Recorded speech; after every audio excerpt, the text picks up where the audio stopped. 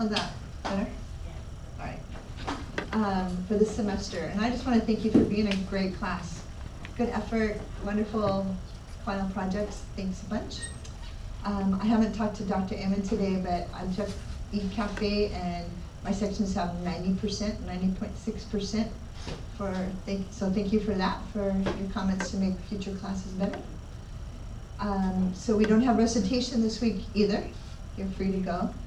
And as one student said, this Thursday is a study day, so you're encouraged to study, but you can go to the beach if you want, do whatever you want.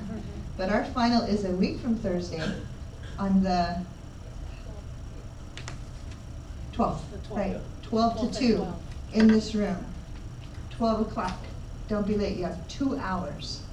Okay, 12 to 2 in this room. Yeah. Will it be posted on La Lima? The time? Well, it already is posted on our schedule, so I'm telling you now.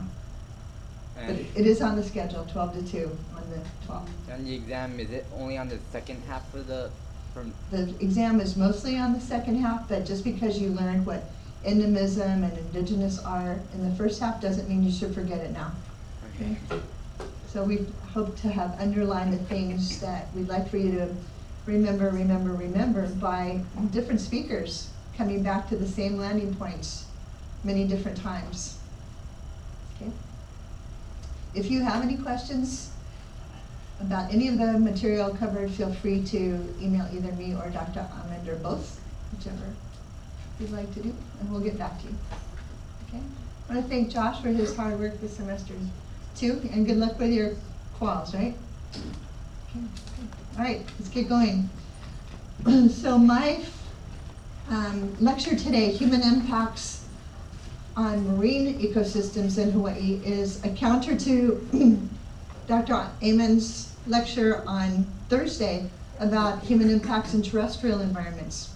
And what I'd like to show you, I guess I should turn off that first slide.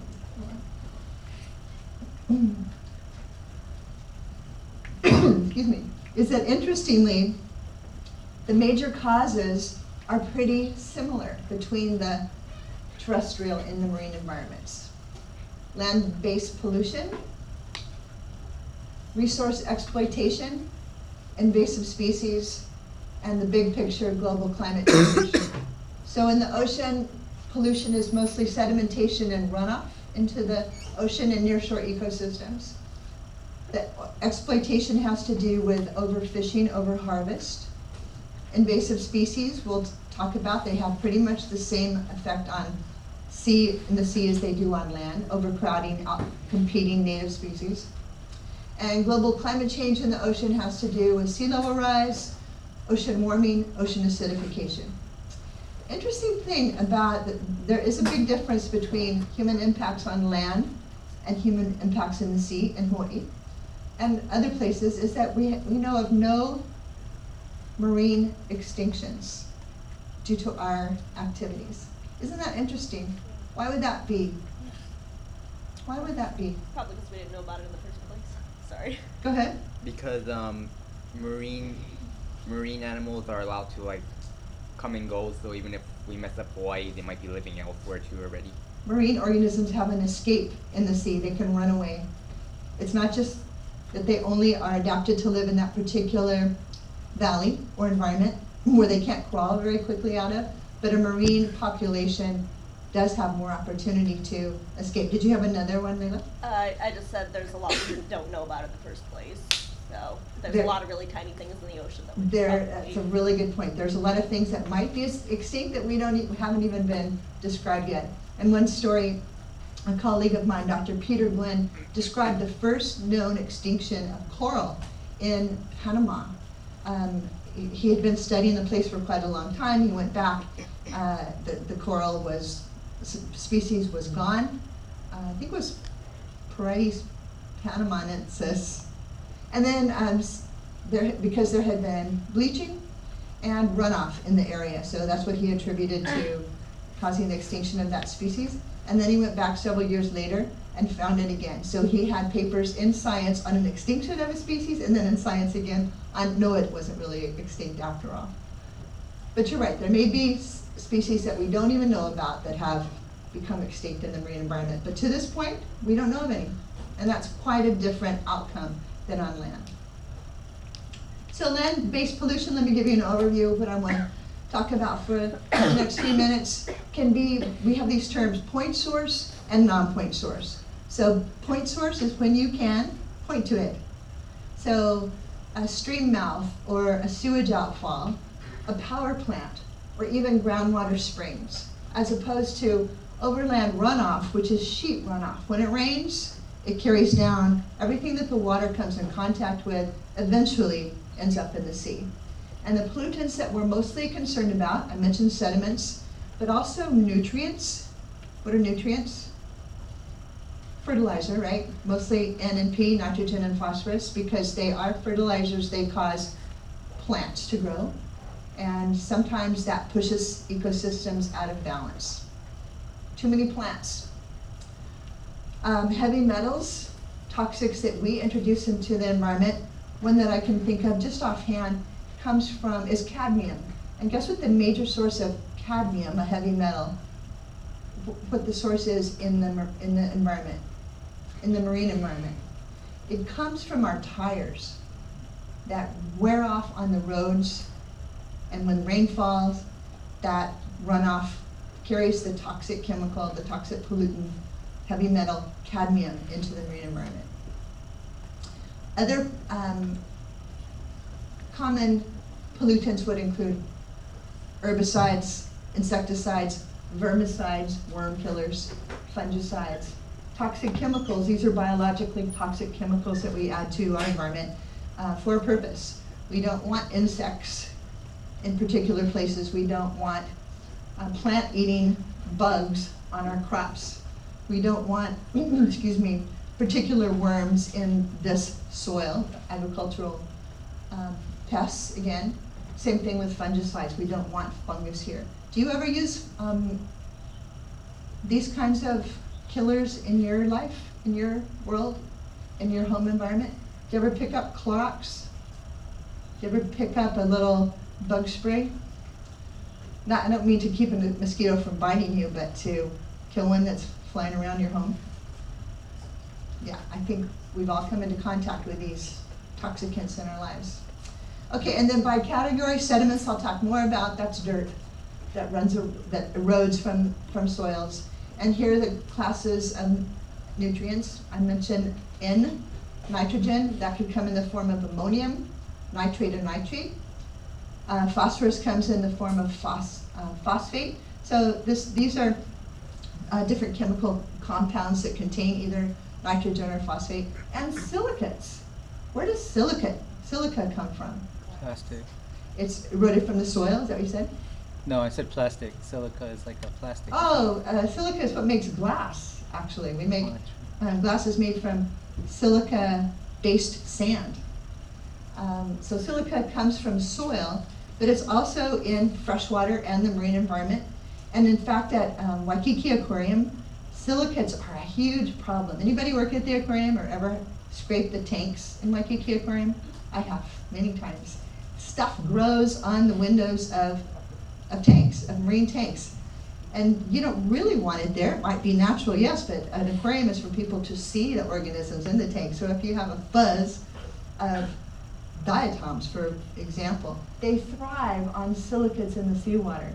So they're thriving on that grass because the seawater at Waikiki Aquarium happens to be enriched in silica because it comes from a well 80 feet deep right next to the aquarium property.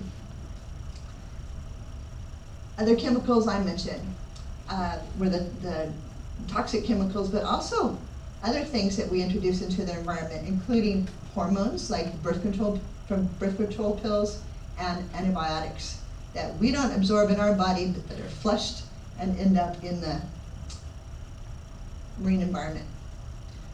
So here's some examples of sediment runoff close to home. Example on West Maui. Look at the exposed soil on the left from agricultural use of the land, exposed soil. And what happens when it rains? That's overflow runoff, overland runoff, and it flows right into the coastal environment. Here's an example from the windward side of Oahu at Kailua. after a big rain. This is the stream Ka'alipulu next to Buzz's Lanikai. You want to go play in there? An example from Kaneohe, right around the corner from where I live, taken by Dr. Bob Kinsey though. You can see construction back here, but if you're cruising on the windward side when it's raining, you'll see lots of examples of runoff from erosion or exposed soils. And you remember from Dr. Dienick's lecture about red soils, and you can see that red dirt going into this storm drain and going where? Water Ocean. flows downhill, headed toward the ocean. Everything drains to the ocean. And particularly on an island like ours, it gets there quickly. And there's very little stopping it, except lately. Have you noticed how many barriers there are along storm drains, along curbsides, the long sausage barriers in the mesh? Those are put there by Department of Transportation and Department of Health in collaboration to slow down the movement of materials, soak up the toxics that may be washing off of the roads, and so hopefully to decrease coastal pollution. Why am I concerned about sediments? Corals hate sediment for the most part. Why is that? Corals can't run away, right? They're stuck. They're planted on the bottom. That's where they're growing for their entire lifespan. Sediment settles on them, and if it's too much sediment or chronic, the corals can't deal with it. If it's a little bit of sediment over a little bit of time, no problem. Corals are covered in mucus, and so they just shed the mucus, and with it, the sediment that's gotten stuck to it. But again, if it's a rain of sediment that's chronic, that's a stress to the coral because they're having to produce more mucus, and after a while, if it's still too much, they can't get rid of the mucus, and it smothers them, and it also blocks light that they need for photosynthesis. Sewage, outfalls. I think most of us forget when we flush, it goes out of our minds and hopefully far, far away. That's because we live in the United States, and we live on this island where most of our sewage goes to sewage treatment plants. This doesn't happen in all places, right? Certainly around the world. That's not what happens to other people's sewage, but we're going to focus on the United States and on Hawaii and on Oahu today. We can talk about other areas at length if you like.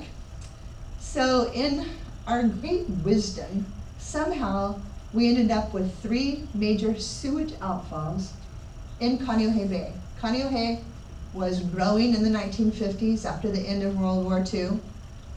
Here are the ko'olaus from the backhand side. Here's Coconut Island for reference. Here's my house right here.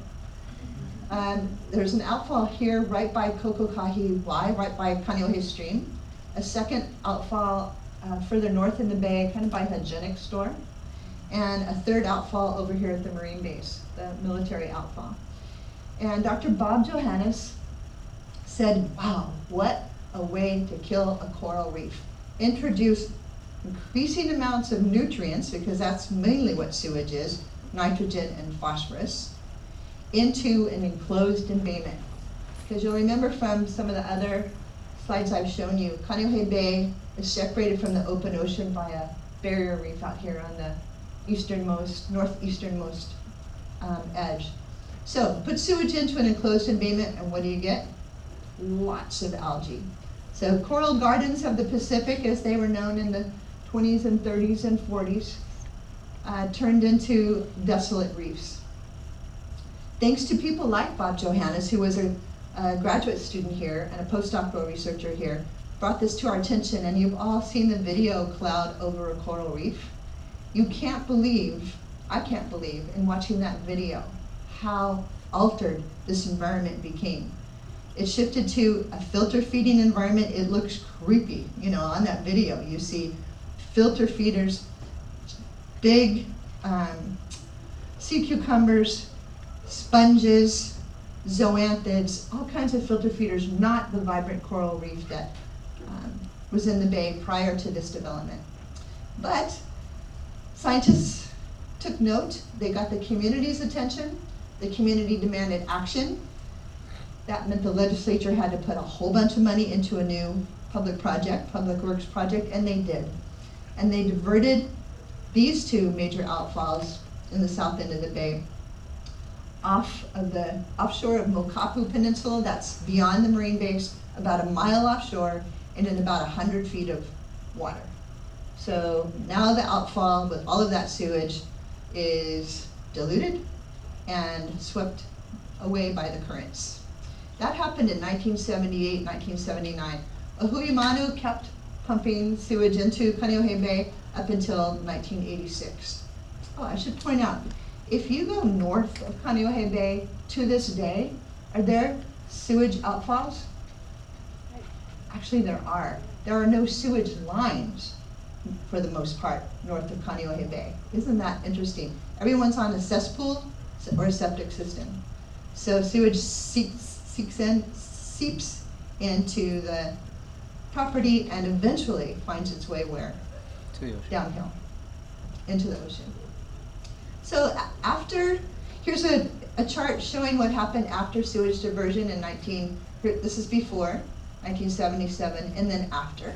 These were studies done by various groups of scientists at Coconut Island. So North Bay is in light blue, Central Bay is in red, and green is the South Bay. So you can see for phosphate, wow, a major drop in phosphate after diversion. And it's stayed low at all sites up until now, up until the present actually. Look at nitrate though. So a big decline that continued up through 1996 and has stayed low in the Central Bay and North Bay, and South Bay. But look at the light blue North Bay. Nitrate has stayed elevated in the north part of Kaneohe Bay, even though sewage has been diverted. This is 86, this is after Huimanu was diverted offshore. What's going on? Where is the nitrogen coming from? Where would you think would be other sources? What's that? Agriculture, exactly. We're putting it on the soil. There's probably leach runoff from septic systems as well, but mostly it's from agricultural sources. So I mentioned that when you add fertilizers to some environments, you get a response that you might not expect. And in Kaneohe Bay, this was the monster that was the result. This is green bubble algae, famous worldwide. This is, again, a textbook case of what not to do to a coral reef. It's a green algae, Dictysphaeria cavernosa, and it grows, what do you think, faster or slower than coral? Faster. Much faster. It overgrows the coral. You can see the little coral branches of finger coral sticking out. How we're being overgrown by Dictysphaeria cavernosa. It was all over the place in the bay, particularly, excuse me, in the South and Central Bay, taking over the reefs. So the prediction was, after sewage was diverted, we're going to see this monster go away. So it was predicted that there would be decreased nutrients and a decrease in Dictysphaeria cavernosa, and also then an increase in coral cover. That's not what we saw.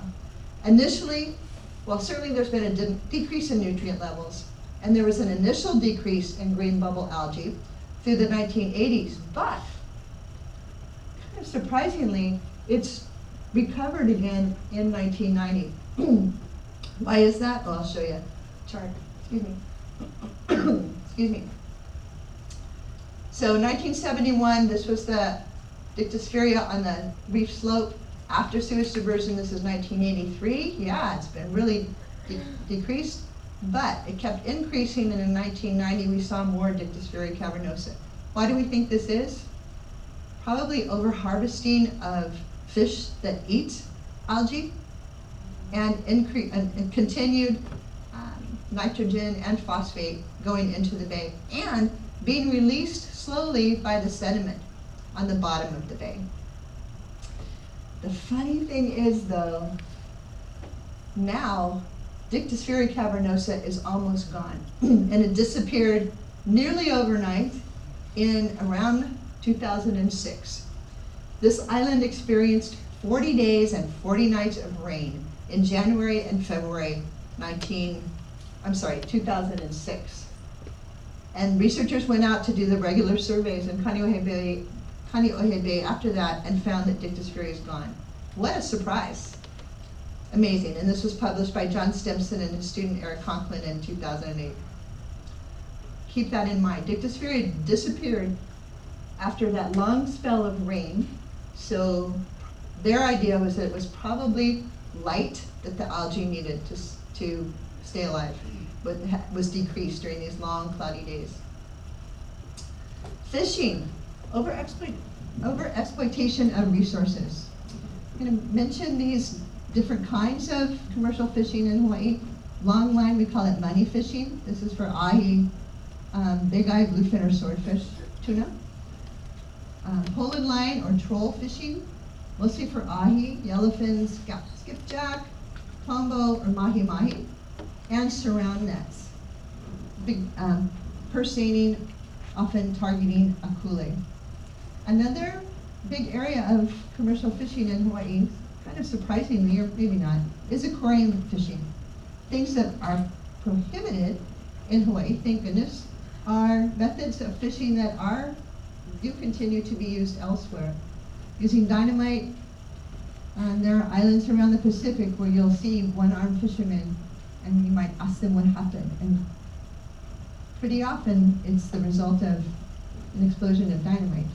This is using bleach to scare fish out of caves or holes. This is a different kind of bleaching that I talk about. This is actually using Clorox to spook or actually poison fish out of their homes. Gillnet fishing that's untended, small eye, or trap fishing.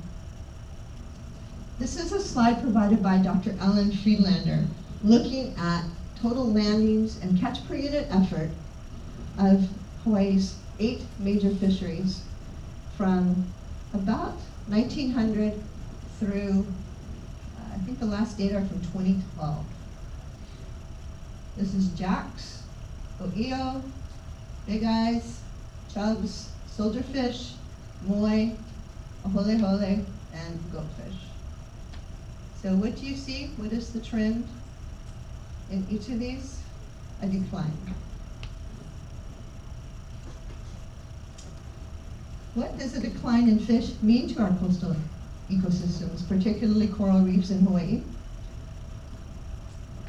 If these are herbivores that are being removed from the system, herbivores eat algae, and with a decline in herbivores, we have an increase in macroalgae cover.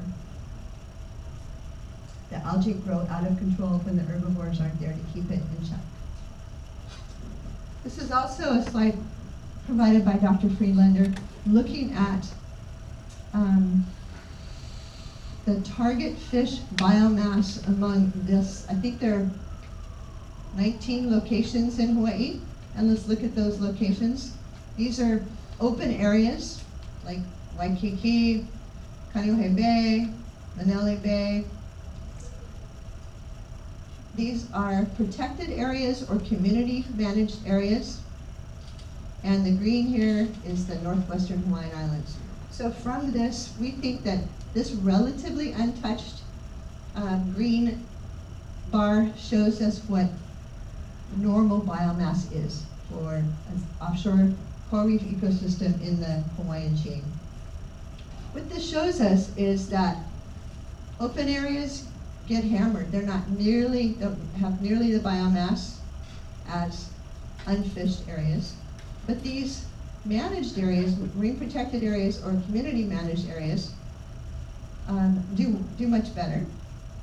And something else he likes to point out is these partially protected areas in white aren't any better than being completely open. So partial protection, that, for example, that's like Waikiki. Waikiki between Diamond Head and Kapahulu Groin is closed to fishing every other year.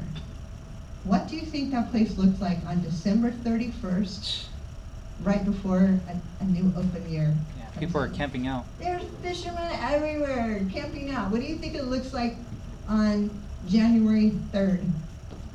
No more fish. It's gone. Even the species that can recover in as short a period of time as 1 year, do you think that's most species? Heck no. So this was a compromise, like so many things that we need to do as a community. We have to compromise to make everybody happy.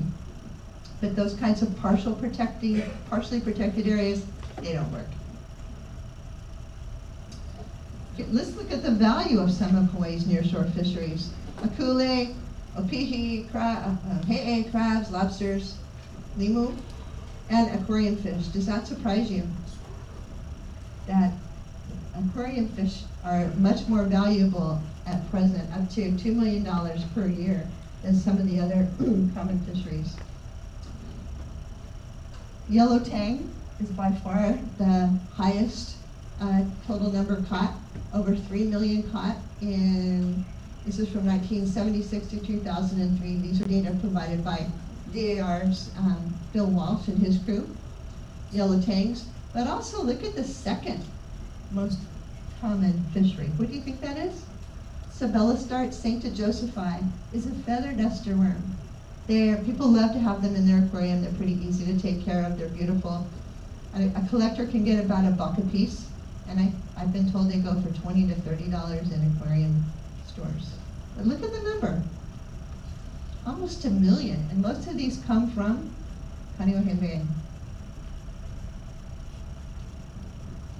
So what can we do as consumers of fish? You can download the Seafood Watch guide produced by Monterey Bay Aquarium in collaboration with the community here and fishermen in Hawaii. And they have suggestions for best choices of fish to choose, of those that are abundant, well managed, and caught by pole and line, or farmed in an environmentally friendly way, and species to avoid. Those species caught are farmed in ways that harm other marine life or the environment. On to the next human impact to the marine environment. Sorry, we've heard quite a bit about terrestrial invaders and their threats to terrestrial ecosystems in Hawaii. From Jackson's chameleon, sorry, Eric, Myconia, guava, bulbul, and koki. We also have marine invaders in the marine environment. Some of these have come in accidentally. Some we don't know where they came from. Many probably hitchhiked in on the bottoms of boats or barges. But these two species, Roy and Ta'ape, they're called, were introduced by, you won't believe it, well-meaning resource managers and biologists from Tahiti and the Marquesas in the 1950s, because it was perceived that in Hawaii there weren't enough groupers, shallow water groupers, and shallow water snappers to satisfy our population. Well, I don't have time to talk about each of these instances, but it turns out that Roy is unpredictably toxic. It gets a toxin in its tissue called ciguatera, and if you eat it, it can make you terribly sick and kill you. And turns out that ta'ape, which have become spread throughout the Hawaiian chain in these big schools, aren't preferred fish. Yellowfish aren't preferred fish by local population. So they brought them in, and then we didn't eat them. Either didn't eat them or can't eat them. So again, alien species can come in intentionally through fisheries or aquaculture efforts, or accidentally on the bottoms of ships or in their ballast water. They displace native species like they do on land, and they change habitats like they do on land. There are criteria to being a successful invader. Let's look at a few of these. They may be hermaphroditic, have the ability to self-fertilize. That's really good. If you're the first arrival as an invader, it's good if you're already pregnant or can self-fertilize so that you don't actually need a mate to get that population started. It's helpful if you're an invader to have early reproduction, not take 25 years before you're ready to reproduce. To have general requirements for your habitat or food types. And arrive at a place where there aren't any herbivores or predators to get you. Also, new arrivals may have left behind disease or parasites or predators in their home environment that they don't find, for example, in Hawaii. Do these characteristics fit all of our marine invaders? No. Some of them, yes. But we have found that alien macroalgae, which I'm going to talk to you more about, may have achieved much of their spread even without sexual reproduction. They got here, they thrived through asexual reproduction. This is a partial list of alien species that have been documented in Pearl Harbor on Oahu. There are 287 species of alien invertebrates. 71 of these are arthropods, that's crabs and shrimp. Mostly little tiny guys. Another important invader is Cariogoa reesii. It's an octocoral. You can see that there's 8, 1, 2, 3, 4, 5, 6, 7, 8, pinnate tentacles, making this an octocoral. And it has moved into habitats that weren't actually occupied by other species. Here's our blue-line snapper, Ka'ape. This is under a bridge. These are concrete pilings. And the snowflake coral, as it's called, moves in here readily. Here's another invader that probably came in on a barge bottom. It was introduced on a construction barge, we think, into Kaneohe Bay at Coconut Island in the late 1990s. Mycalia armata is this orange sponge. And so you've heard from what I've said that corals in Kaneohe Bay have a difficult time of it for a number of reasons. But then here comes this sponge that grows at the base of coral colonies. And if you put a pH meter probe into the middle of this sponge, you'll find that the pH can be 2 or 3. This is highly, highly acidic. It'll burn the hair off your legs.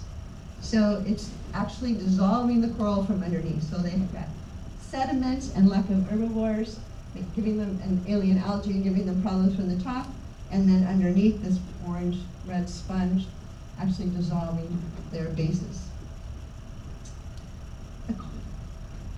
These are some of the 5 of 20 algae that we know, algae species, that have been introduced into Hawaii over the last 60, 70 years. This Acanthoptera we know came in on the bottom of a barge from Guam in 1950. That was documented.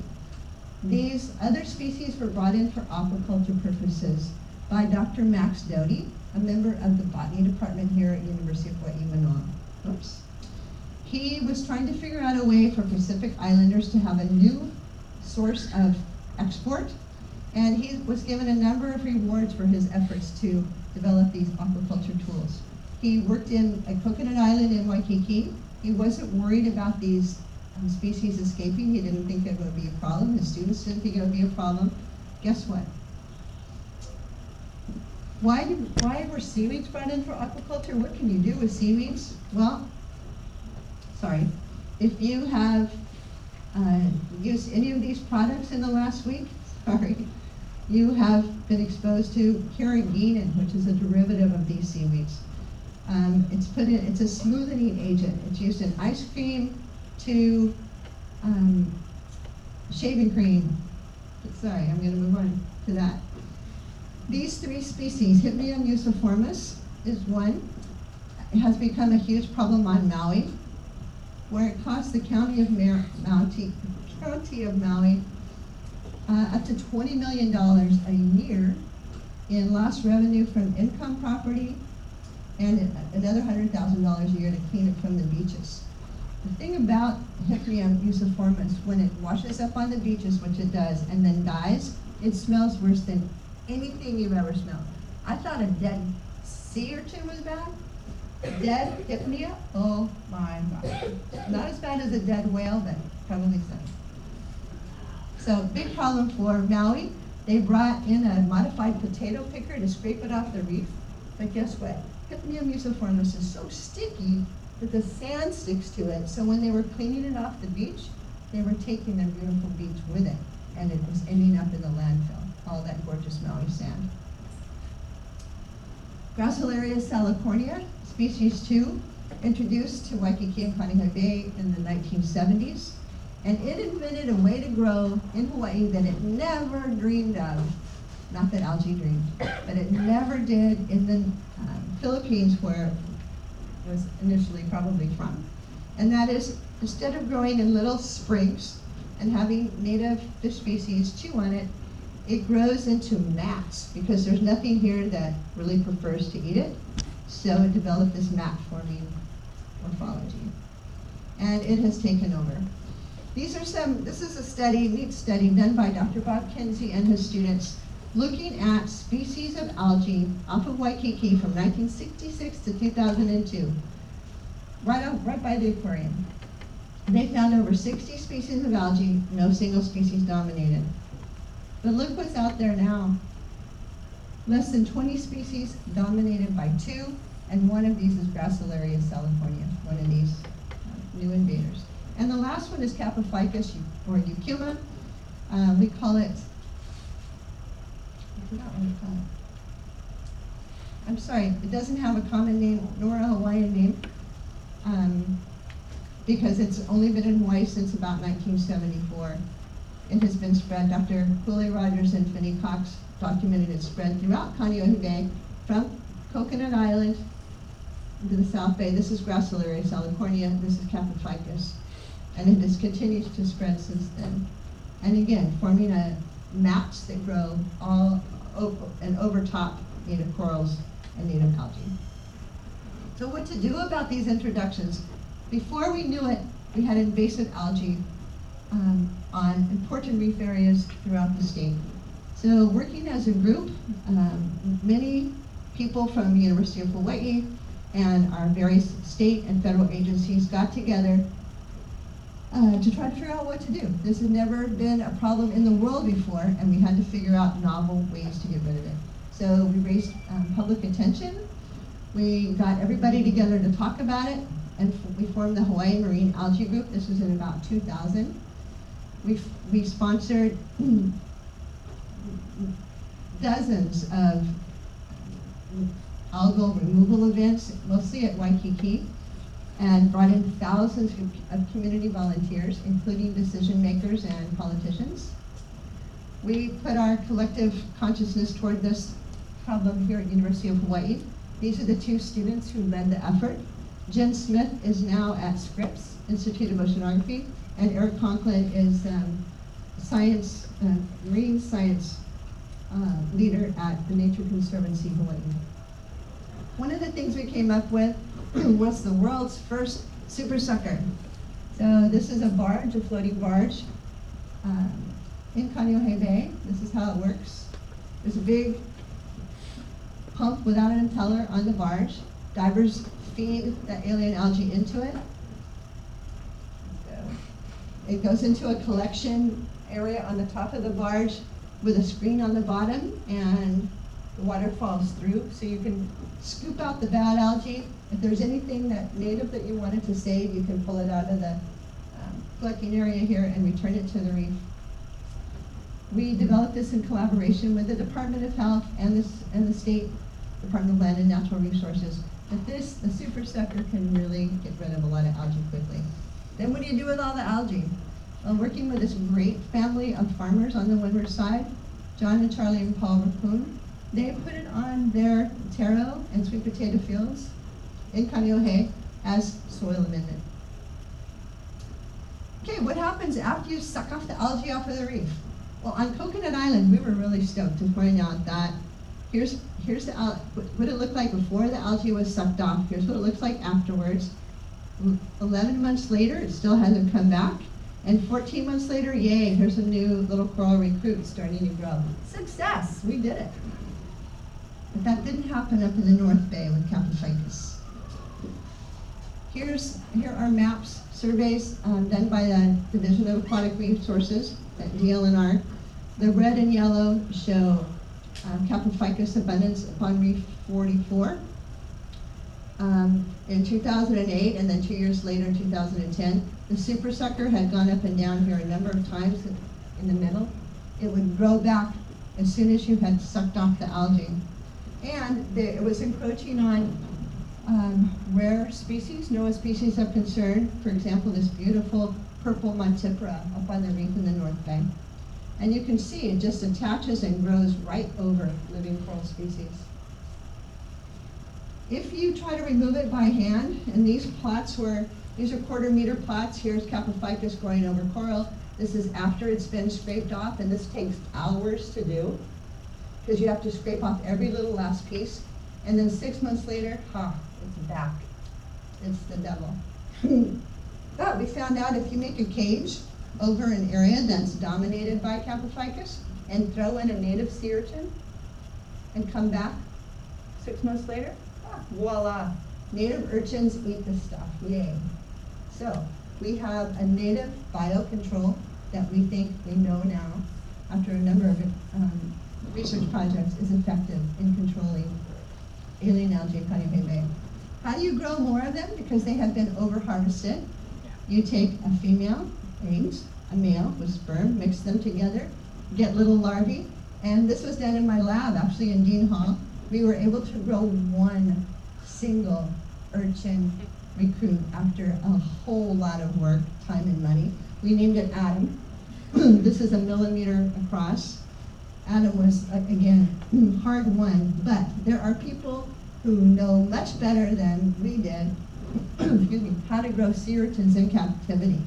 So down at DLNR's Anui Nui Fisheries Research Center out on Sand Island, this brilliant person, Dave Cohen, is growing them by the tens of thousands every month. And they are wonderful and adorable, I might say.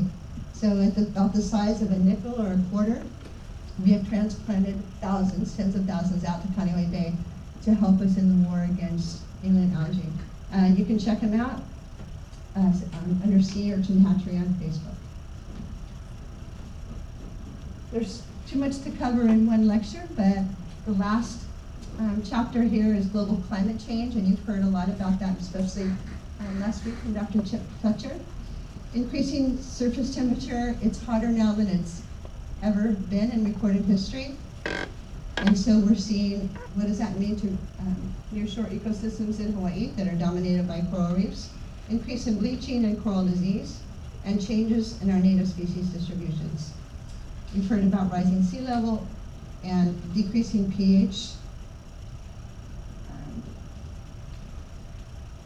leading to ocean acidification. Coral bleaching is the loss of the algae that are symbiotic to the coral that we talked about much earlier in the semester.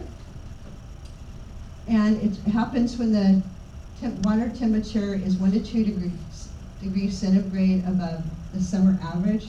In September 2014, NOAA predicted that was going to happen, and it got 4 degrees centigrade above average. This is in Lanikai, September 2014. This is what bleached corals look like. Here's some of the data. This is July 13th, 2015. All of the red indicates the record temperatures that NOAA has, actually that NOAA has, here's NOAA, has collected around the world. And here's Hawaii. So again, in 2015, we had coral bleaching in Hawaii. So in all of the time that people have been studying coral reefs in Hawaii since the 1950s, really, we know of 3 coral bleaching events. One in 1996, and then boom, 2014, boom, next year, 2015. And guess what? We're anticipating a 4th one this coming summer. Yikes, it's hot. This is an image that I can't get over. Catlin Seaview Survey has some remarkable cameras that they are able to do underwater panoramas, and this isn't easy in Lanikai. Anybody ever snorkeled over there? It's not crystal clear water, but they had a really good day, and this is a really good portrayal of what it looks like. There are, we call them koa, so Lanikai has a lot of sand and then a really nice area of coral and fish. So you can see this is a koa, big colonies that are 2-3 meters across, 2-3 meters high, that are hundreds of years old, we think, in Lanikai, and they're bleached, as well as other species around them. What we have learned is that there's been, in the last 2 years, numbers of students have been working on this, and researchers. This is in Lanikai and Kaneohe, that there is variable responses to high temperatures, both among coral species and within species. Here's what a little polyp looks like after it's lost some of its zooxanthellae. They become transparent. Here are two species of the same, two colonies of the same species. This is cauliflower coral, Fossilphora meandrina, right next to each other. This one bleached, this one not. To a scientist, this is a great question, a great puzzle. Why? What did this one lack? What did this one have? And what can we do to take this into the future to maybe help understand coral bleaching and maybe even do something about it? So the result of coral bleaching is either recovery, getting the zooxanthellae back into your tissue and turning brown again, so you have enough of your symbiont, your zooxanthellae, to thrive, or die. Those are only two outcomes, recover or die. Again, we heard from Dr. Fletcher about sea level rise and what it means to the Hawaiian Islands, particularly Oahu. And this is happening right now. At the eddy, was it February this year, on the North Shore, waves came right over Waimea Beach. So the surge and waves are degrading shorelines around the state. And these are projections for what this place is going to look like in not very long. And ocean acidification, increased CO2 in the atmosphere, translates, we know, to increased CO2 in the ocean. And most marine, many, I won't say most, but many marine species don't do well in higher acidity. Okay, so do we give up? Do we just say we're toast? No, we don't. Of course, we live on this planet. We're hopeful. We're perennial optimists. So what are some of the solutions to the problems we've just discussed? Land-based pollution? Well, let people know where storm drains go. Remind people where their sewage goes when they flush. Overfishing, again, education. Let people know the importance of rules and regulations that are carefully crafted to protect fish populations from being overexploited, so that we can have smart planning and regulations. And so we can talk about where to put in MPAs, marine protected areas, so that they're effective in protecting our species. What do we do about invasive species? Again, education. Help people understand. Don't bring it in. Don't let it go. Don't release species into a stream that don't belong there, for example. And find new ways to remove it and control it. And for global climate change, same thing again. Educate people. Reduce our carbon footprint. And one of the most important things we can do is, with this growing population on this planet, there's not enough food. There aren't enough resources for us. One of the most important things that we can do is eat lower on the food chain, not eat meat. Okay? Any questions? Again, oh, one in the back, sorry. Are there any plans to put up any new marine protected areas around Oahu and North Hawaii?